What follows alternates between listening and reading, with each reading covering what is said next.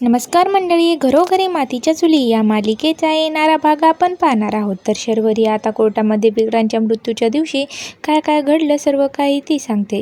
मनी म्हणते की जेव्हा मी ब्रेकफास्ट केला तेव्हा 11 वाजले होते.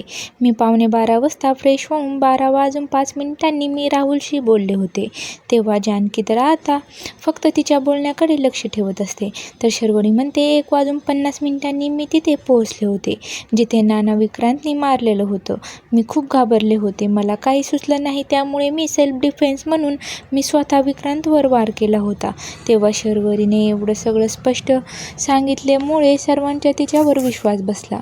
तेव्हा जज म्हणतात की स्वतःला वाचवण्यासाठी केलेल्या हल्ल्याला खून समजला जाऊ शकत नाही, त्यामुळे जज शर्वरीची निर्दोष सुटका करतात.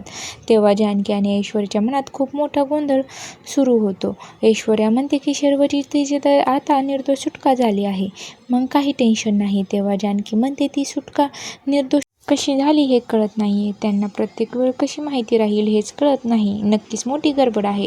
तर जानकी ऐश्वर्या शोधतील का ती मोठी गडबड, हे पाहणं खूपच रंजक ठरणार आहे. अशाच मालिकेचे नवनवीन व्हिडिओ पाहण्यासाठी चॅनलला लाईक, शेअर आणि सबस्क्राईब नक्की करा.